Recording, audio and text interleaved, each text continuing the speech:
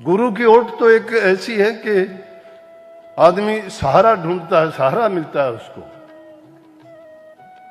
गुरु की एक टेक होती है कि आदमी सोचता है जिस प्रकार से शादीशुदा जो लड़की होती है उसको सहारा मिल जाता है, और कुंवारी लड़की अगर हार श्रृंगार करती है वो अच्छा नहीं लगता। ये शादीशुदा लड़की जैसा होता है जीव भी।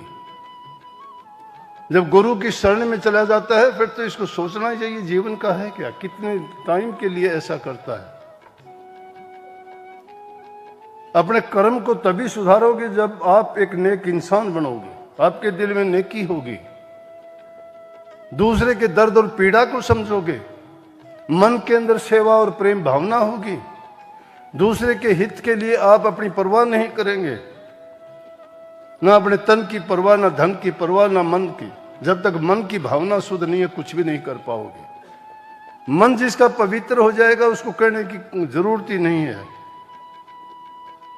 इसीलिए संतों के संत हृदय नवनीत समाना, संतों का हृदय मक्खन की तरह मुलायम होता है। उनके साथ कितनी भी दुष्टता करो वो प्रकट नहीं करते। लेकिन जिसके ओट सतगुरु की ले रखी हो वो तो सपने में भी गुरु की याद आएगी। गुरु की शरण लेके देखो तब पता लगेगा। सेवा सेवा सेवा गुरु की कौन कर सकता है। घर बार छोड़ सकते हो के दो दिन के लिए भी नहीं छोड़ सकते। लोग कहने को तो कहते हैं मैं घर छोड़ दूं, मैं सेवा करूंगा। क्या सेवा करोगे? 2 दिन भी अगर रह जाए तो मेरे को बता देना। गुरु की ताड़ मार कोई से लेगा? गुरु के वचन को समझ जाओगे गुरु ने क्या कहा।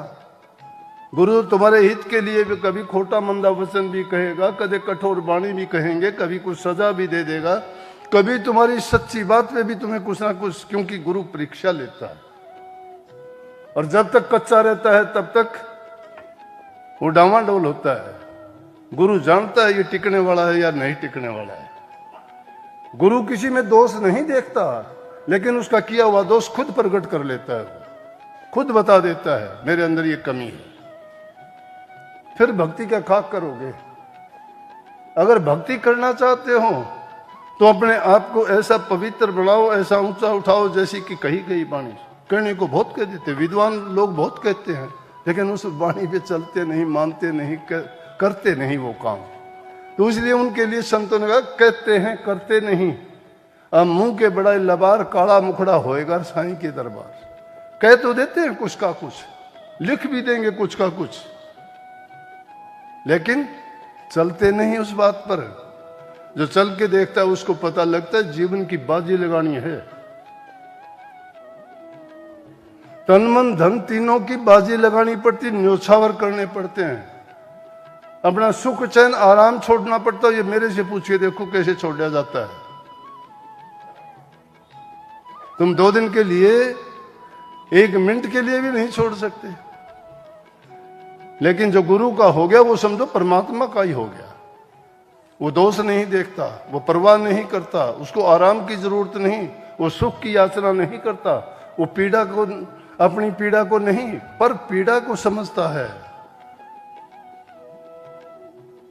और पर पीड़ा को जानता वही पीर होता है, और पर पीड़ा को नहीं समझता वो बेपीर होता है, जिसके दिल में कोई रहम नहीं। ये दोष नहीं है, काम दोष नहीं है, क्रोध दोष नहीं है, लोभ और मोह भी दोष नहीं है। दोषी हमने उनको बना रखा है। काम के टाइम पर काम करो, काम वो करो जिससे किसी को दुख ना हो, किसी कष्ट ना हो। क्रोध उस मन पर करो जो प्रभु का नाम नहीं लेता और उल्टे पुल्टे सीधी बातों में हमें घसीटता फिरता है। लोभ प्रभु के नाम का करो कि मैं 10-5 मिनट, आधा घंटा, घंटा प्रभु की याद करूं, एकांत में जाके कुछ ना करो। भक्ति है क्या? एकांत में जाके कुछ चिंतन कर लिया करो। उसमें चिंतन में सिर्फ प्रभु के बारे में सोचो, अपने कर्म के बारे में सोचो, मेरे कर्म क्या है, अपनी सच्चाई और ईमानदारी के बारे में सोचो। पाप के भागी मत बनो, पाप के पक्षधर मत बनो, सच्चाई के रास्ते पे चलो। और जहां सच्चाई हो तो वहां जो है कमी, ये सोचना भी नहीं चाहिए कि जो तुम्हें पाप के रास्ते में धकेल देता उसको छोड़ने में दोष नहीं है।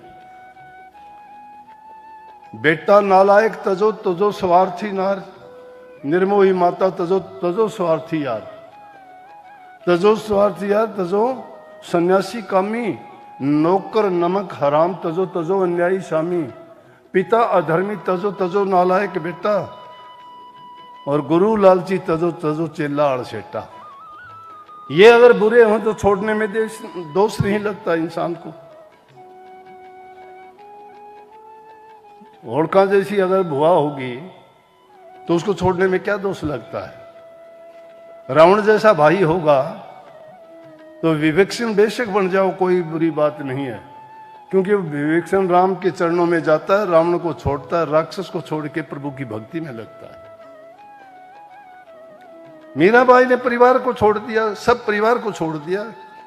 वो कहते थे कि तू इस रास्ते पे ना जा, हमें लाज लगती है, लेकिन नहीं। प्रहलाद भगत ने अपने बाप को छोड़ दिया, हिरण्यकुश को। अरे तुम्हें भक्ति के रास्ते से गिराता है, तुम्हारे सच्चाई के रास्ते से हटाता है, वो तो तुम्हारा दुश्मन है। क्या तुम्हारा भाई है, क्या तुम्हारा पिता है, क्या तुम्हारी बुआ है, कौन है? इसलिए तुम्हें अपने जीवन को संभालना है तो सच्चाई के रास्ते पे चलना पड़ेगा। जो तुम्हारे अंदर, मन के अंदर ये इच्छाएं पैदा होती हैं, ये तुम्हें कभी भी संतोष नहीं देंगी और ना कभी उनकी पूर्ति हो सकेगी। हाँ, प्रभु के नाम में संतोष है। देखते नहीं हो क्या मस्त फकीरी है, ना कुछ खोने का उनको दुख है, ना कुछ पाने की लालसा है, मस्त रहते हैं, सर्दी गर्मी कैसा भी गुजरे।